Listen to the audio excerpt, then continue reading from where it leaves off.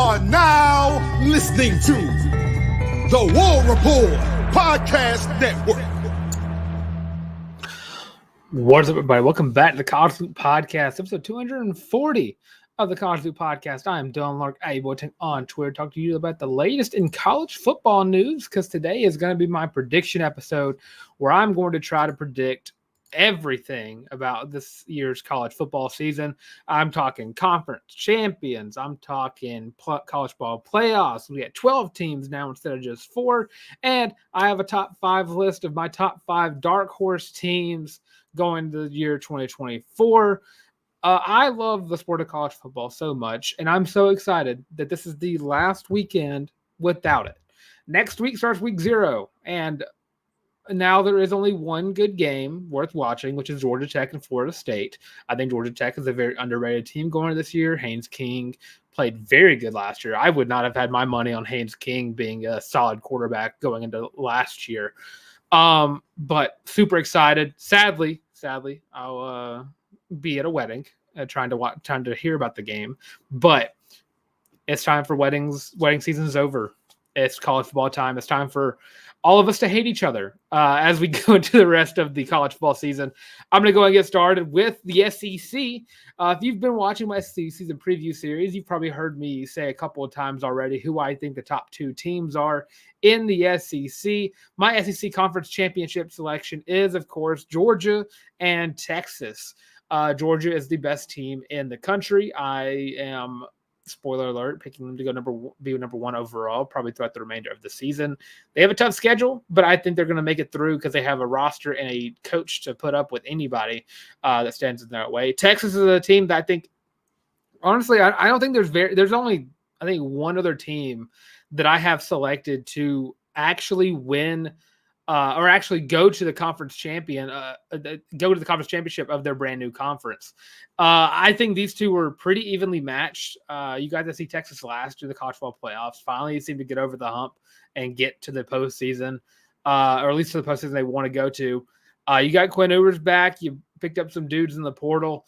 I think overall this is a roster that is made to play for championships, and I think it's going to be a college football playoff implication for a lot of these conference championships.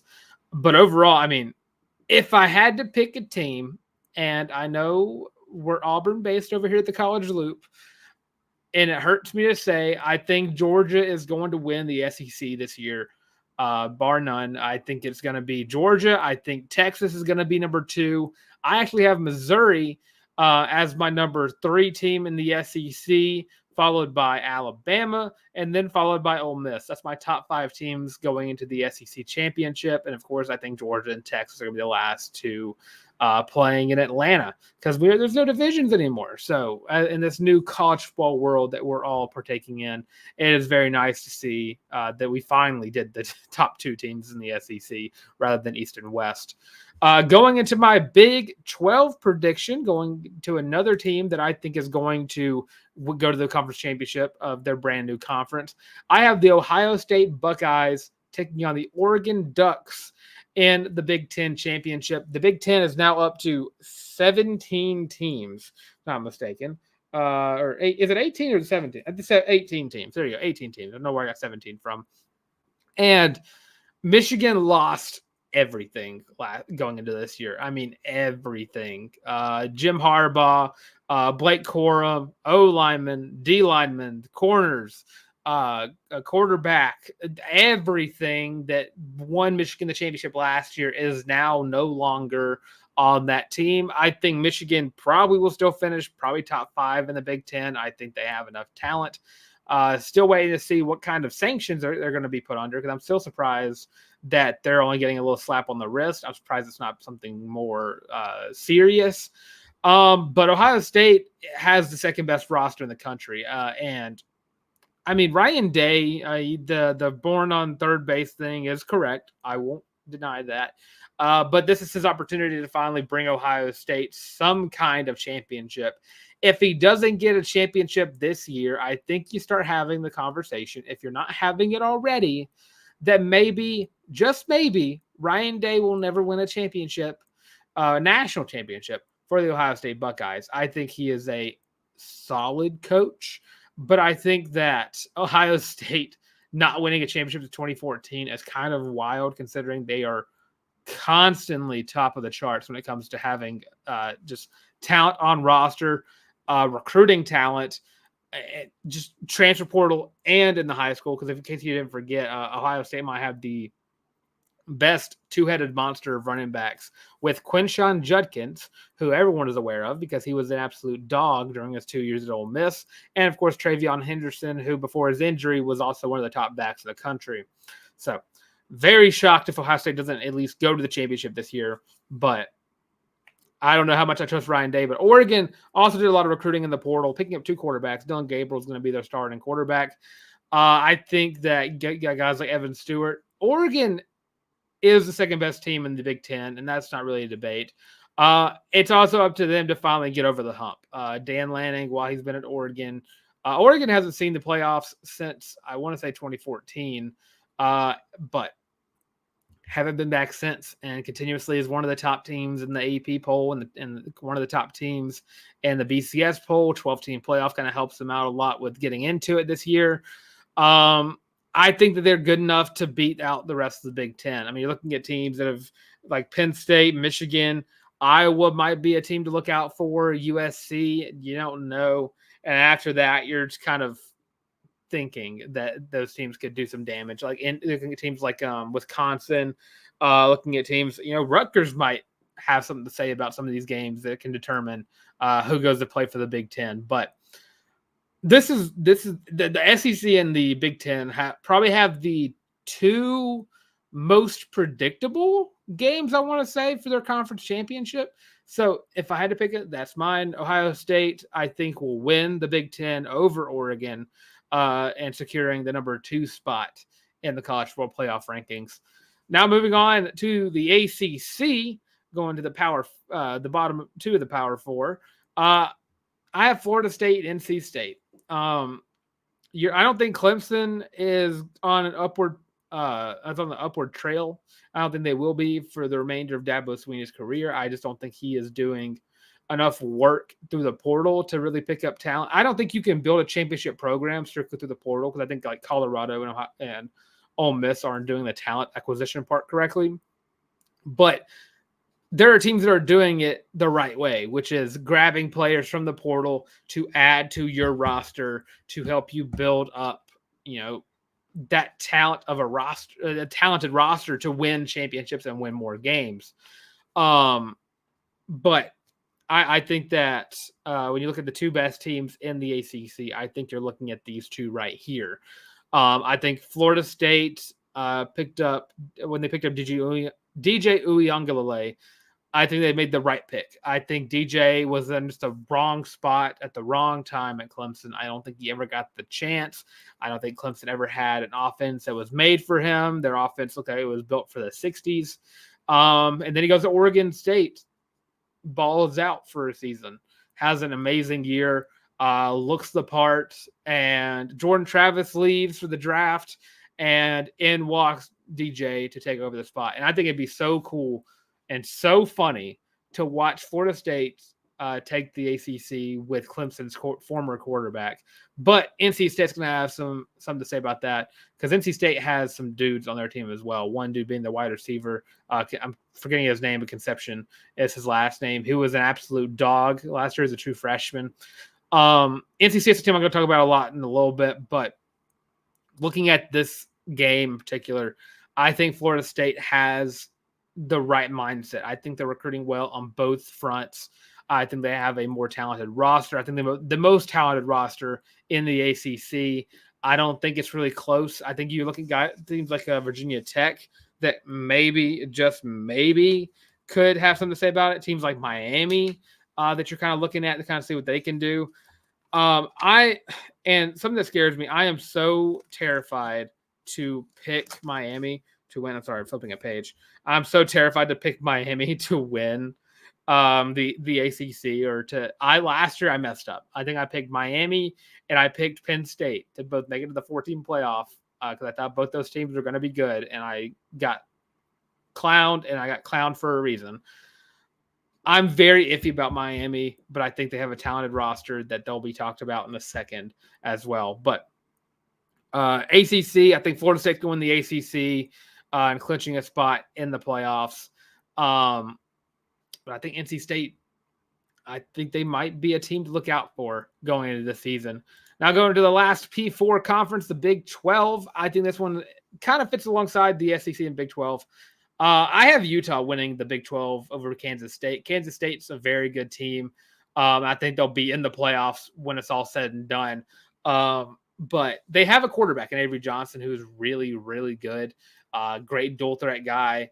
But Kansas State's going to struggle against a team in Utah who I think goes into the AC. I said this earlier with Oregon and Georgia. I guess I forgot Utah's going to the Big 12 this year. But Utah came into the Big 12 with the best team in the conference.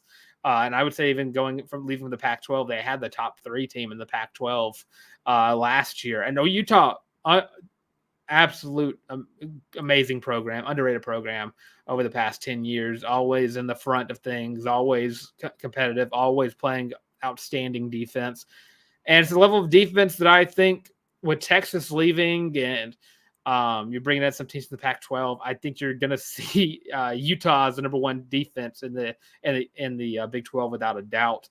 I think Utah beats Kansas State. I think Utah clinches the number 3 spot in the college football playoff. So that gives you my 4 top teams. Georgia, Ohio State, Utah, and Florida State will all be clinching a college football playoff spot. But it kind of goes down into the G5 or I guess G6 now. I'm going to talk about this. I don't know how the Pac-2 works anymore. I'm going to try to avoid talking about it too much, but it's Oregon State and Washington State. I don't really know how they pick the winner there. I guess it's just best record wins it. If someone knows, let me know. I tried to look it up, but I couldn't really find anything. I don't think either roster is all that good. Oregon State kind of got stripped of everything last year after they lost to, I believe, Oregon and kind of lost all chances of going any further or getting a chance to the playoffs. I think Washington State probably has a little bit better roster. So if I had to pick one, I'd probably pick Washington State. But yeah, I don't know how the Pac-2 works, so I'm not going to talk about the Pac-2 because I don't really know how to predict that conference. But going to the AAC, the American Conference, if you were to recruit a team to go up to yes, Teresa, there is a Pac-2. It's still called the Pac-12, but it is being called the Pac-2 for reasons of every team leaving but Oregon State and Washington State. I just don't really know how to exactly do it. They're partnering with the Mountain West is what it is. The Mountain West / Pac-2 or Pac-12. I don't know what exactly they're calling it. It's weird. I don't think it's the greatest idea in the world, but that's what they're doing. I think they could have just found a They should have just moved to the Mountain West and it would have been fine. They could have made the Mountain West a lot more money that way. I went with WCU guys. That's so sad. Yeah, I hate it for both of them. I thought if any team deserved to go into, because Washington State and Oregon State both were teams that have had, comparatively to the rest of the Pac-12, have had pretty good decades. Because you're looking at Washington State was always a fun team to watch during the Mike Leach days. Was a very good team last year with Cam Ward. And then Oregon State was very good last year as well. So I hate it for them. And Colorado, a team like Colorado, who's got Dion, but has had decades before the last time they were really good. Got an auto bid to the Big 12. Arizona State, a laughing stock of the Pac-12, is going over there. It sucks, and yeah. But going to my AAC, I have Tulane and UTSA. Tulane is a team I'll talk about in a little bit too. But UTSA is going to be, I think these 2 teams are going to be in the AAC championship. I think they're obviously the 2 best teams in the AAC. I don't know how many teams will be competitive with that. The AAC kind of has had a little fall from grace ever since 4 teams left. And I'm still surprised a team like, I think words are not wording. Memphis, a team that I think a lot of people are talking about going into the college football playoff. I've seen a lot of people talk about Memphis going to there. But Tulane and UTSA are the 2 best teams in the conference. I think UTSA is going to year 2 in the Sun Belt or the AAC after leaving the CUSA 2 years ago. I think Tulane takes it. I think Tulane has the better roster. They have the better coach. And I'm saying that with all the love in the world for UTSA because I love Jeff Traylor and what he's doing over there. I think Tulane has the edge. I have to rephrase that. I think Tulane has the better roster. UTSA has the better coach, but I'm going to give it to Tulane here in the end. To kind of clinch a spot in the playoffs. I think that the winner of the AAC is going to go to the college football playoff. I'm so sorry, Teresa. I love UTSA. I love them to death. They're my go-to team to play with in college football 25 and NCAA 14. But sadly, I'm taking Tulane to clinch the number 12 spot in the college football playoff. And we'll play against Texas as my prediction for that. But my next one is another team that I've heard a lot of people talk about going to the playoffs, going to the Sun Belt. Marshall versus Texas State. I think Marshall is going to run the Sun Belt this year. They have the best uniforms in the Sun Belt. I think they're the best team. They have the best coach. I think they're a really, really good team. I love the Thundering Herd and my West Virginia family up there. I love Marshall to death. I love both West Virginia and Marshall, but I love saying I love Marshall because it makes everyone in that state mad. I think Marshall's going to run away with the Sun Belt. I think that they're one of those teams that find themselves in contention with like Tulane and UTSA for trying to clinch that number 12 spot in the college football playoff because now it's top ranked conference champion G5 team or G4 G6 team now I guess for the Pac-2. I don't really know how it works anymore. That keeping the Pac-2 around really throws a wrench into every kind of lingo that I grew up saying. I think Tulane takes the last spot, but I think Marshall is going to try to have something to say about that. Mountain West Conference, Boise State versus Fresno State. I think Boise State is going to take it here. Fresno State's a team I think is also really good. They have a really good quarterback in Mikey Keene.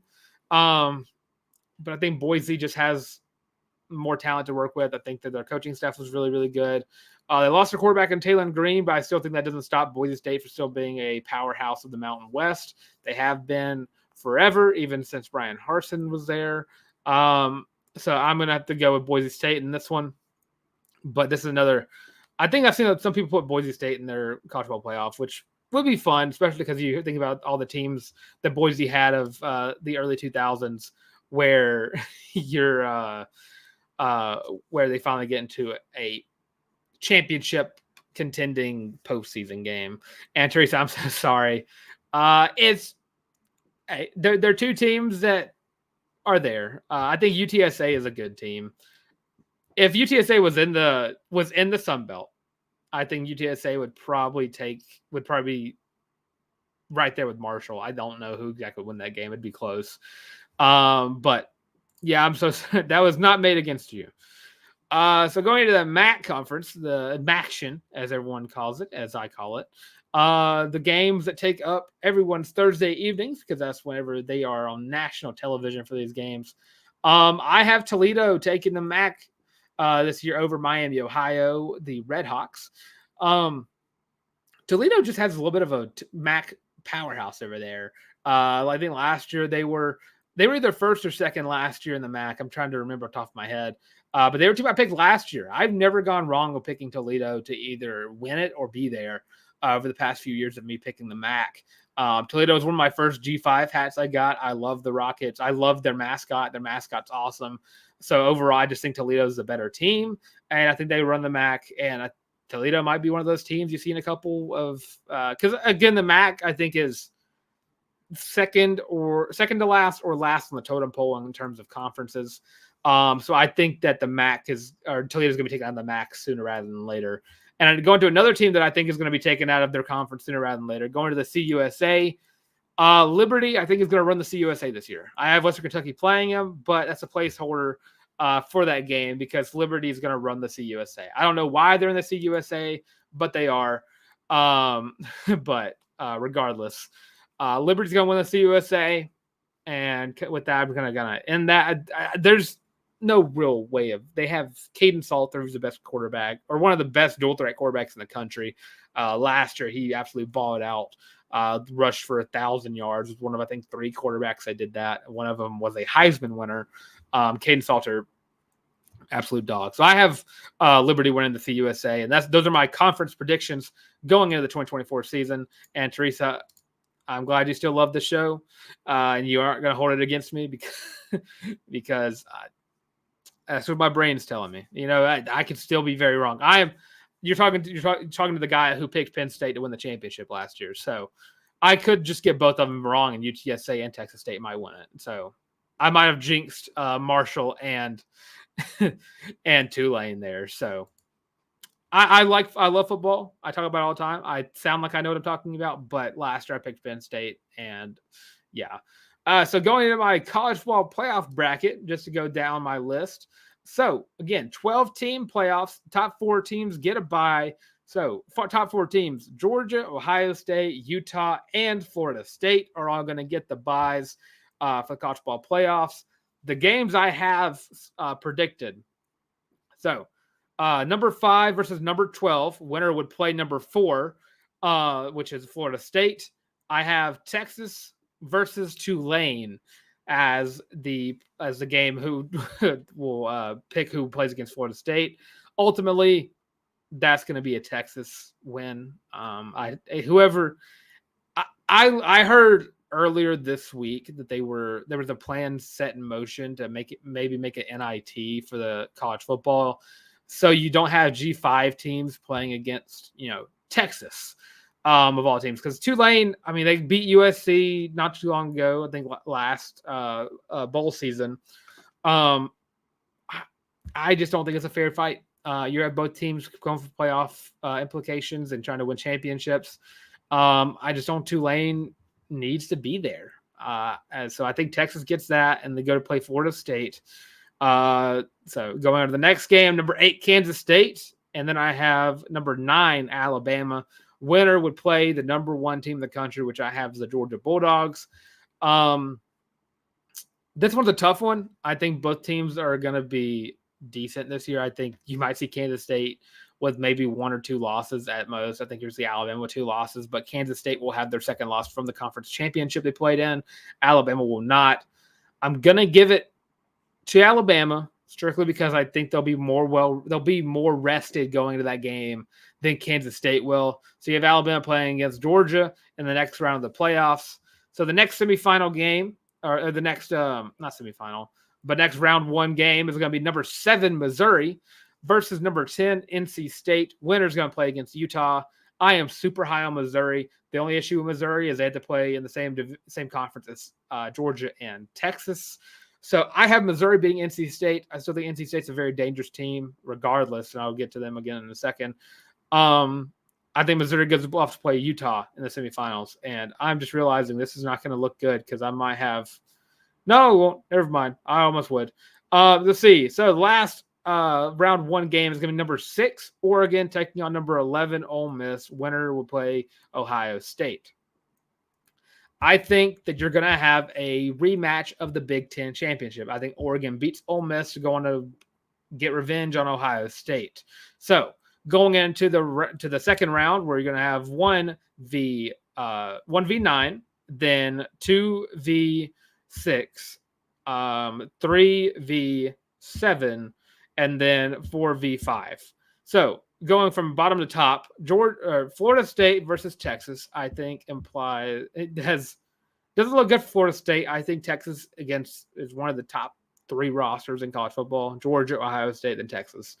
I think Texas beats Florida State. I think they go off to play in the, I guess, Rose Bowl would probably be that one, or it'd be the other. I can't remember which two it is this year. But I think Texas will play against the 1 team in the country again, because I don't think Alabama's going to beat Georgia. So you're going to have a repeated SEC championship to play for the national championship. So Georgia and Texas will meet again. Going into Texas will play against, that's right. Georgia play against Georgia. Georgia play against Texas. Sorry, my brain's not braining right now. So Georgia plays against Texas to determine who goes to the national championship. But then the other games, you got Missouri playing against Utah. That is going to be such a fun game if it happens. I think that you're going to see one of the SEC's finest versus one against the Big 12's finest, without a doubt. It's going to be some solid defensive play. It's going to be an ugly, ugly game, but I think Utah finally gets over the hump and gets to play for a chance for the national title. I love Missouri to death, but I think Utah is hungrier for it because they've been closer. They're right there with Oregon in terms of they've been so close they can taste it multiple times and just haven't gotten it done. So with that, Oregon versus Ohio State, I think Ohio State takes it again, which gives me the 1, 2, and 3 teams all playing for the chance national championship with number 5 jumping up for 4. I think Georgia and Texas is going to have the same outcome as the championship. I know it used to be so difficult to beat a team twice in the same year, but now it's happened so much now it's kind of hard for me to agree with that sentiment anymore.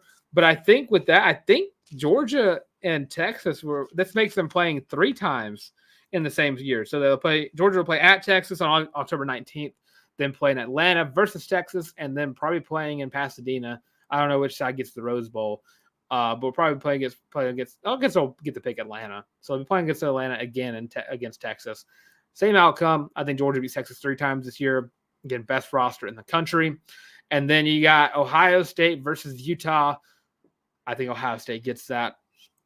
It's a team that could have been in the Big Ten this year, I guess. I don't know if Utah was ever approached by that.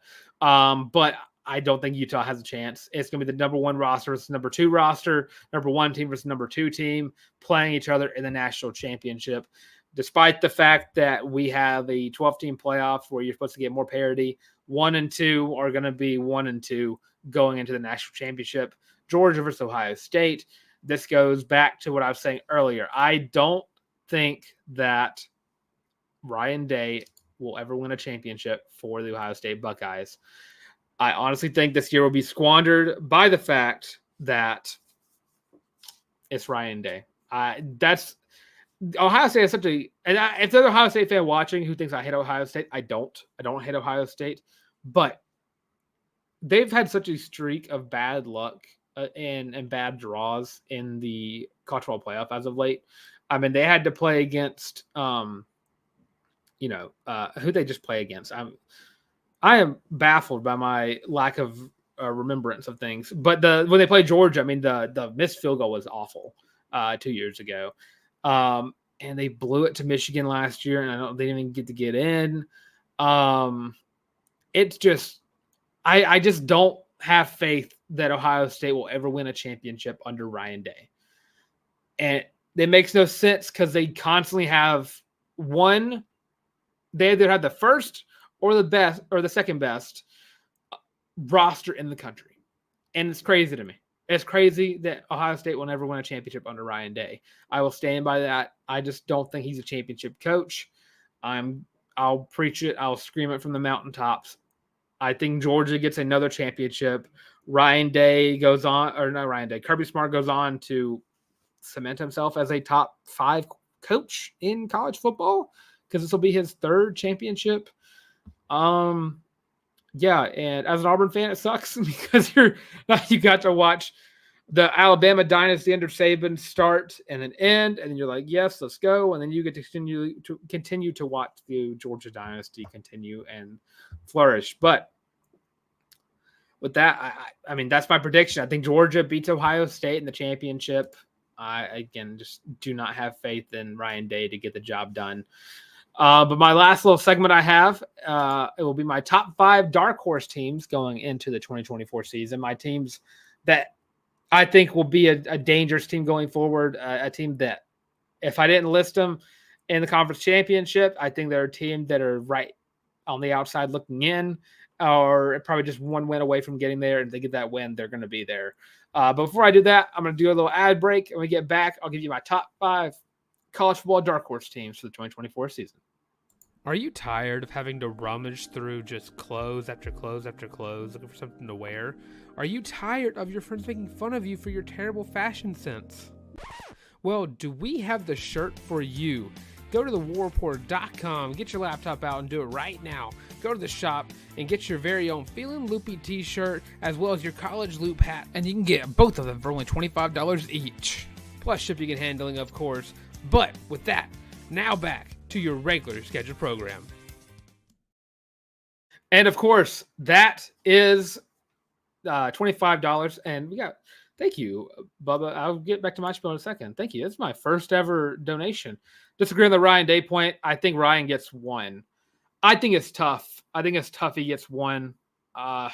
It's just whenever the going gets tough, he doesn't get tougher. That's my thing. He built such a talented roster. I mean, this guy has CJ Stroud. He had Dwayne Haskins and Justin Fields. And neither one of those three quarterbacks have a championship to their name. And that's baffling to me because all three of those guys were drafted very highly. And he had, I'm trying to remember the guy's name from last year, but now he's the guy's at Syracuse now, Kyle McCord. He was good last year, and they had a very talented roster. I mean, they had everything you want in a roster, and they just couldn't beat Michigan. That's my issue with it, is they just can't get the job done whenever they need to. But thanks for the $1, $2 donation. Thanks for that. That's my first year. Sorry, everybody. He's been moved to number one on top of my list of best comments I've ever gotten. I appreciate that a lot, man. But as I was saying earlier, college loop merch, $25 for the hat, $25 for the shirt. Most comfortable items you're ever going to wear in your entire life, guaranteed. I talked to the doctors. They said that your mood jumps up from wherever it is to just straight up happy. So with that, can I go to my top 5 dark horse? And I don't agree that Day isn't a championship coach, but it only takes getting lucky one draw. You're not wrong. I don't think he will win one because of his coaching. If that kind of helps out. I don't think Day will ever think of it like, I guess, a Chizik or an Orgeron. Like, I don't think he's on the level of coaching that those two are, but I think that he'll have a roster that just outdoes what he can do as a coach. Like, Chizik is not a championship coach, but he had Cam Newton one year. Orgeron's not a championship coach, but he had like the best roster ever put together at LSU. I think Day fits into that category because there's never been a coach who has gotten more recognition for doing more with less, or doing less with more. Sorry. It's just iffy to me. I'm so terrified to ever pick Ohio State to do anything. Every time I try to root for them, because I'm Auburn fan, so I try to root for them to beat Alabama, root for them to beat Georgia. Never happens. I even root for them to beat Michigan over the past couple of years because Michigan fans are annoying. No offense. Sorry. I'll voice my opinions. I call the fans I call annoying are the fans that I have to argue with on social media. So Michigan fans, do not come at me. But yeah, I just don't know. But my top 5 dark horse teams going to 2024, my teams that I think could do some damage or find themselves potentially winning a conference championship and being one of those top 4 teams. Starting off, Oklahoma State at number 5 for me. Best running back in the country, without a doubt. I don't think anyone will ever dispute that it is Ollie Gordon the 4th. Is that right? I think it's Ollie Gordon the 4th. Absolute dog. Jordan Jr. Sorry, I'm looking at it now. Junior. You got Alan Bowman coming in. You have a veteran quarterback. You have talent all over the place. You're looking at Mike Gundy, who is going into his 20th year as the Oklahoma State coach. There were some rumors last year of him getting canned after him going at 7-6 in 2022. Came back last year, went 10-4. Door looks wide open for the Big 12 after Texas and Oklahoma leave. I know Utah, I think, is the best team and is probably going to run that conference for as long as Kyle Whittingham is there. But Oklahoma State with Gundy right now, I think, is a team that's very dangerous. I mean, this is a team that's always been 3rd or 4th place behind Texas and Oklahoma every single year, and letting teams like TCU and Baylor kind of jump them at times. I'm expecting Oklahoma State to play with more fire in their system going into 2024. Something about the losing, I almost said Pelham. That's a city in Alabama. Oh my Lord, where is the name of their rivalry? Oh my Lord. whatever the Oklahoma State-Oklahoma rivalry is. I don't know why it just blanked out of my head. Bedlam. There we go.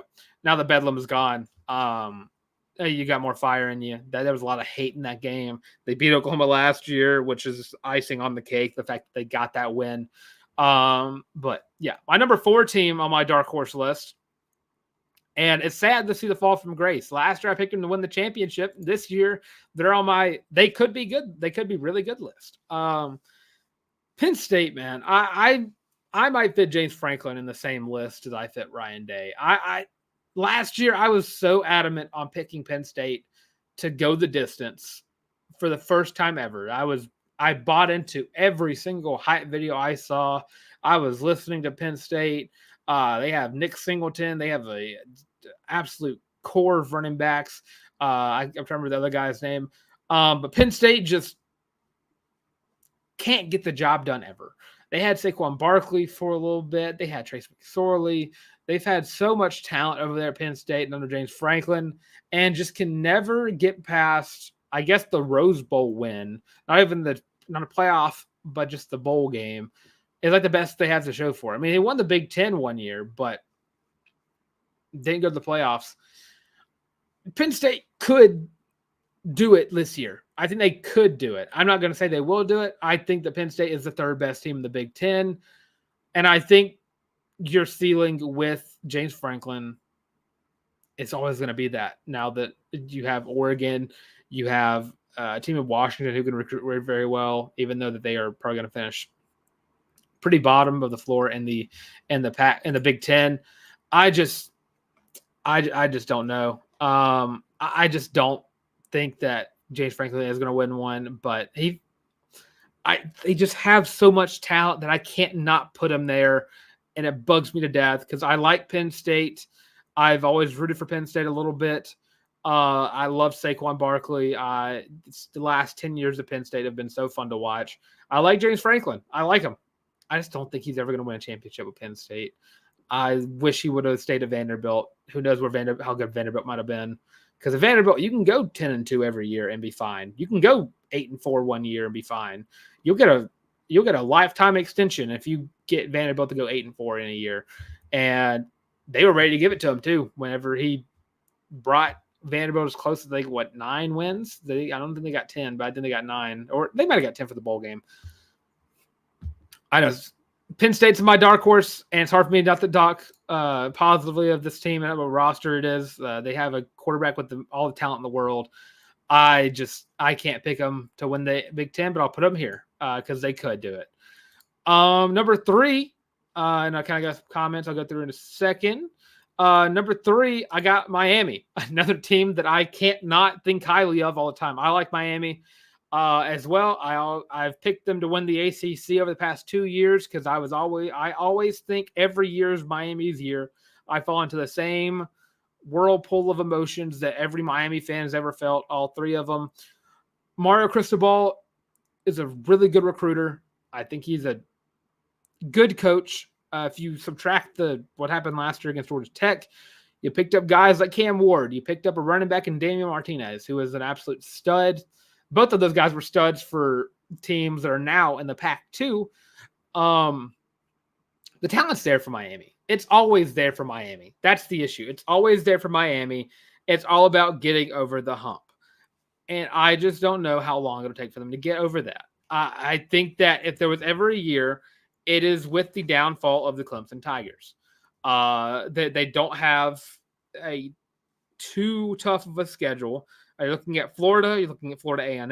You're looking at Ball State, South Florida. You have Virginia Tech, who I'd probably put in your tougher game slate.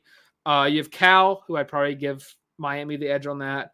You got Louisville. You got Florida State, Duke on the easy side, Georgia Tech, Wake Forest, and Syracuse is a toss team. So you got 4 games that you have to determine for yourself how badly you want that. I think Miami's a dark horse team, and I think they're going to be one for a reason. I have another ACC team on this list, and I'll get to them in a second.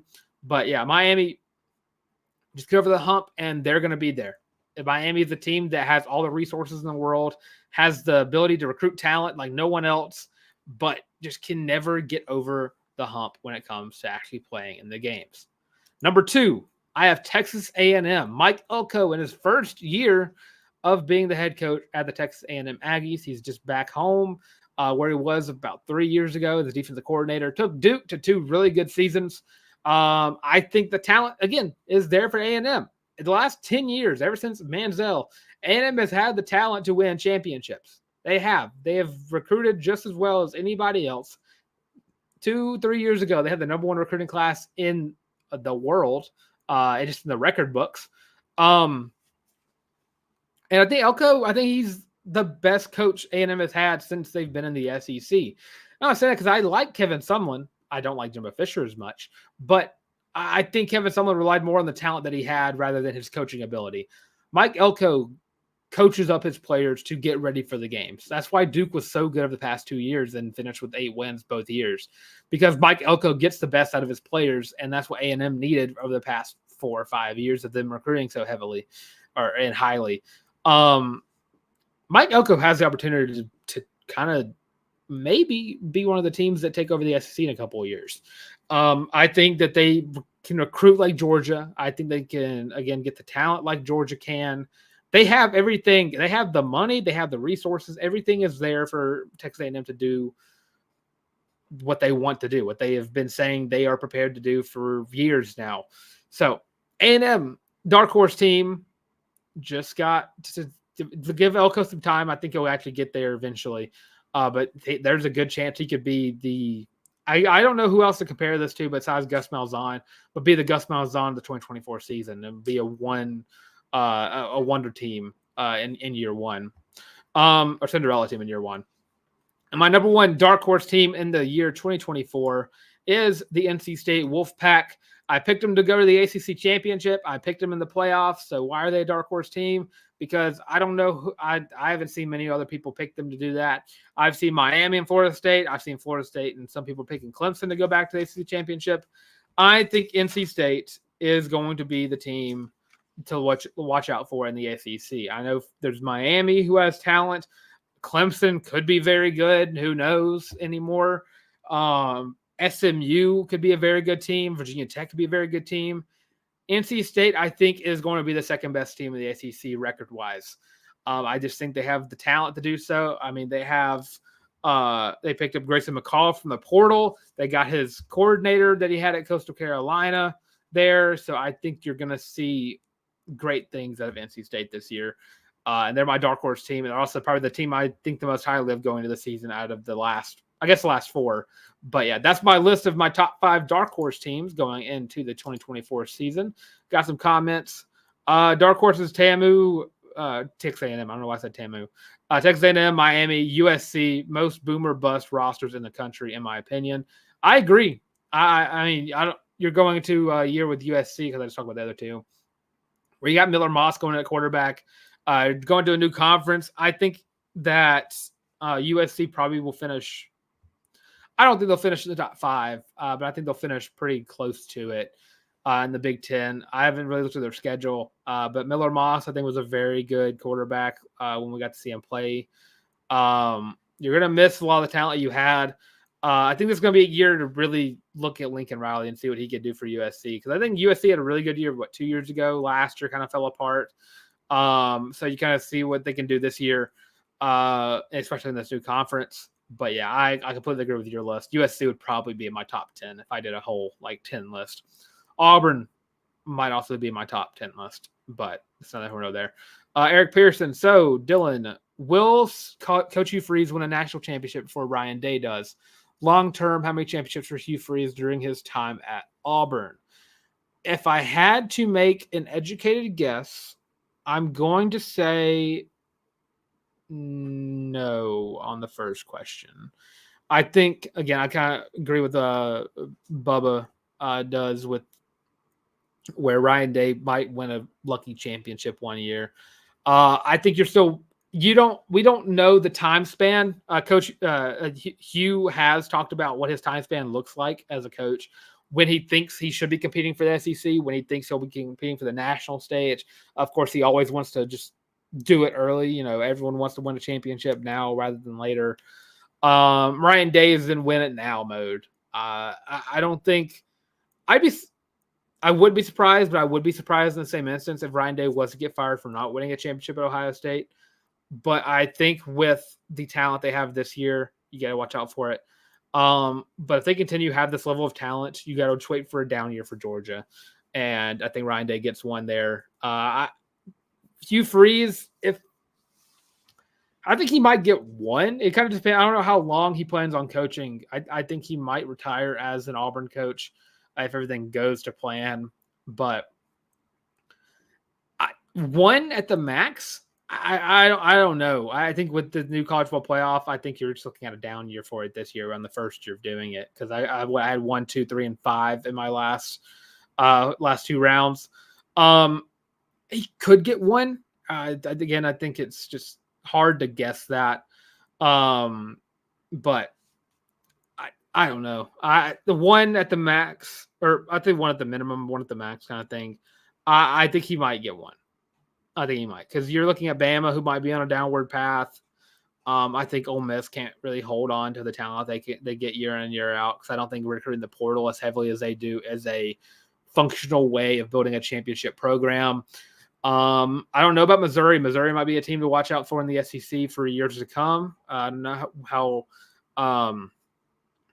Eli Drinkwitz can kind of keep it going as well as he has going into this year.